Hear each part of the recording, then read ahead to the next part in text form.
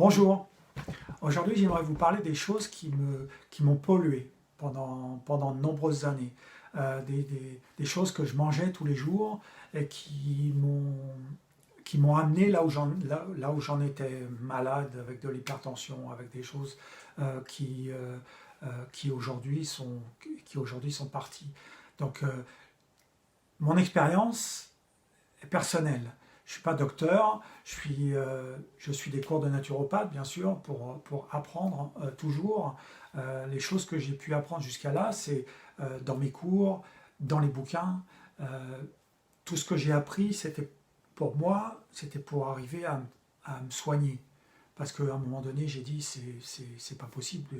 Où je vais dans ces cas-là, j'allais être comme mes parents, en fait, malade autant qu'eux. Et j'ai dit non, je ne veux pas de ça. Donc je veux prendre soin de mon corps, je veux me prendre en main, en fait. Donc j'aimerais vous parler des choses que je me suis rendu compte donc, au cours de ces années qui m'empoisonnaient. Donc il y a en premier, je dirais, il y a le blé. Le blé qui est pratiquement partout, dans les pains, dans les pâtes, dans les pizzas, dans le pâté, dans le saucisson. En fait, ils utilisent le blé comme une sorte de colle. Hein. Ils utilisent, puisqu'il y a plein de gluten, ce blé a été génétiquement modifié après la guerre pour donner à manger aux gens, pour qu'il y en ait suffisamment pour donner à manger aux gens qui mouraient de faim. Ça et le lait. Hein, ça a été les années où on a vraiment poussé les gens pour ne pas mourir de faim. Mais je sais pas vous, mais moi, il y a longtemps que j'ai pas eu faim comme ça en fait. Je suis pas né dans un temps où il y avait besoin de ça, donc on devrait réfléchir aussi si on en a encore besoin maintenant, enfin si vous en avez besoin. Moi je sais que j'en ai plus besoin du tout. J'étais un grand buveur de lait, hein, je buvais un litre par jour. Et à ce propos, mon père est mort de cancer de la prostate, qui est dû au lait. Il y a tellement d'hormones dedans qui sont magnifiques, les hormones de croissance, hein, qui sont le calcium, les minéraux, qui sont faits pour le veau. Ils sont faits pour le veau, ils ne sont pas faits pour nous. Le veau, il prend, grâce au merveilleux lait de sa mère, hein, il prend 360 kilos en un an. Vous imaginez, 365 kilos. Le petit homme, il prend 5 kilos en un an. Ça fait une sacrée différence, hein. Quand le petit homme il boit du lait de vache, il va vite à devenir un ballon. Donc ça, c'est vraiment des choses qui nous empoisonnent un petit peu tous les jours. Un petit peu dans le nuage de lait, un petit peu dans le fromage, un petit peu dans la crème fraîche, un petit peu dans le yaourt. Tout ça, c'est des hormones de croissance qu'on prend, que notre corps ne devrait pas. C'est pas fait pour rentrer dans notre système digestif. C'est pas fait pour être digéré par notre système digestif. On est la seule espèce qui boivent le lait d'une autre espèce animale. On devrait comprendre ça. J'ai rien contre les éleveurs de vaches qui font un boulot merveilleux, mais le problème c'est que maintenant il faudrait changer. Les temps changent, les temps évoluent. Maintenant on sait, avec un long recul des études qui sont énormes, on sait que c'est pas bon pour nous du tout. Donc il faudrait simplement arrêter. Donc voilà. Le lait, vous avez donc les céréales, j'en ai parlé il y a quelques instants. Encore une fois, les céréales, c'est une graine qui est... il y a une protection, un inhibiteur de croissance qui l'empêche de germer n'importe où, qui fait que dans notre estomac, quand elle est réduite en farine, pour les pains, pour les brioches, pour les pizzas, cette graine est comme elle est en tant que graine. Donc il y a tout ça dedans. Quand c'est de la farine blanche, ils enlèvent en plus le germe, donc il n'y a rien dedans qui nous amène de la santé. C'est juste des polluants que notre corps se bat pour digérer. Donc ça, c'est vraiment pas bon. S'il y a un moyen de manger du pain, c'est du pain Essen, par exemple, comme mangeaient les Esséniens quelques centaines d'années avant Jésus-Christ. En fait, ils faisaient pousser les graines, ils faisaient germer les graines, ils les broyaient et ils faisaient du pain avec ça. Ils ne le cuisaient pas, ils le mettaient à sécher simplement. Et donc vous avez du pain comme ça, en bio, vous avez du pain essénien. Vous trouvez ça aussi sur internet, c'est du pain essénien, c'est du pain qui a été... Donc ils font germer les graines, là, les graines germées, c'est une plante, donc là, vous la digérez.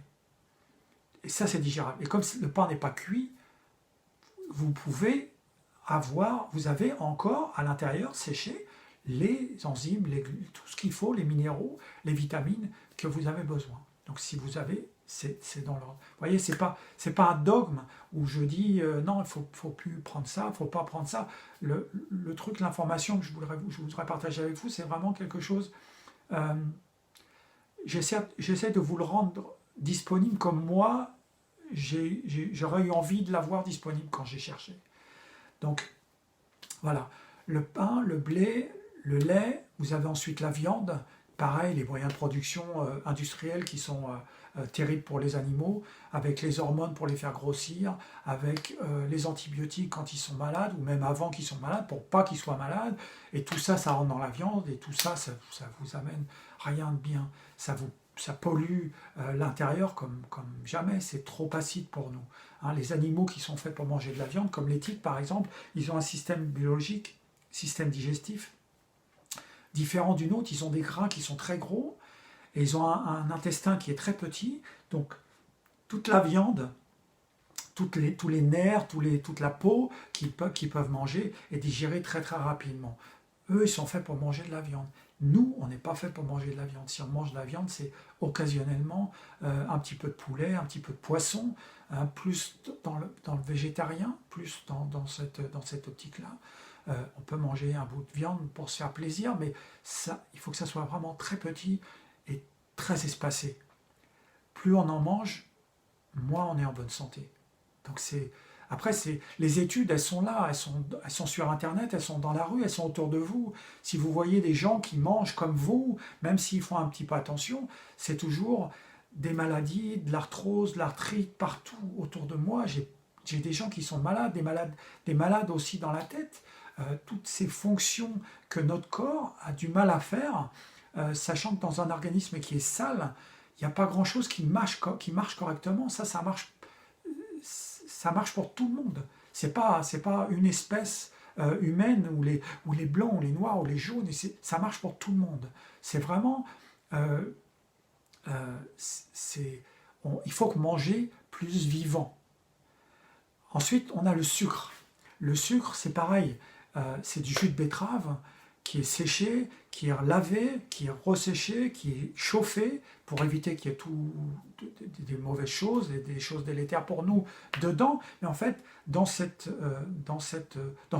procédé, en fait, ils ont enlevé tout ce qui pouvait nous amener. On aurait mangé la betterave comme ça, ce qui est très bon, une betterave.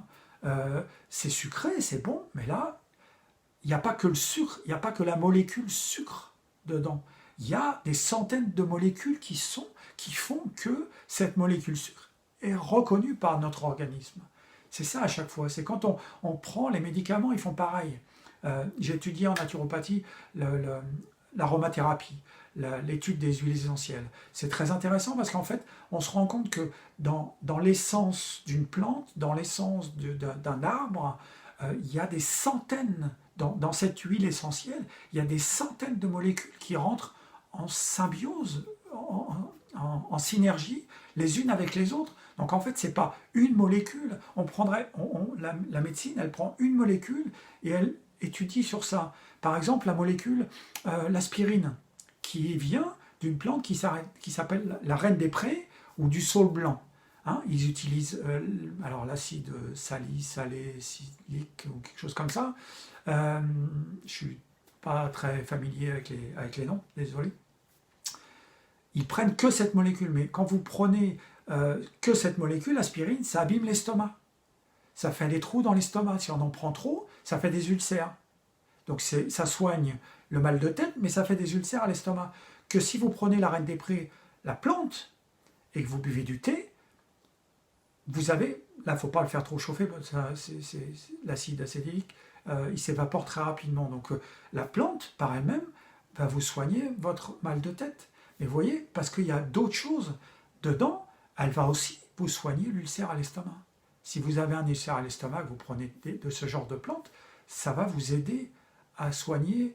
Donc en fait, au lieu de faire du mal, à l'intérieur, parce qu'on sépare la molécule de tout chose, on veut être scientifique, on veut faire les choses, on veut vendre, donc pour vendre il faut patenter, pour patenter il faut arriver à faire quelque chose qui n'existe pas dans la nature, mais la nature nous a tout donné, Dieu nous a tout donné, tout ce qu'on a besoin, c'est dans la nature. Donc maintenant il faut reprendre cette voie-là, se remettre en marche pour s'accorder avec la nature, et notre corps, qui est naturel, qui fonctionne, qui est vivant, va se remettre en marche. Donc voilà. Une petite phrase d'Hippocrate, qui vivait 500 ans avant Jésus-Christ, environ 300, 500 ans avant Jésus-Christ, qui disait que ton aliment soit ton unique médicament. Donc, repartons sur ce principe. À chaque fois que vous mettez quelque chose dans votre bouche, est-ce que ça vous fait du bien à vos cellules, ce pourquoi vous vous nourrissez, vous mangez, ou est-ce que c'est juste pour vous remplir? Voilà. Ça, par contre, c'est que vous qui pouvez décider d'aller dans cette voie ou de penser comme ça. Donc, je vous laisse sur ce. Je vous souhaite une excellente journée et je vous dis à la prochaine fois. Ciao.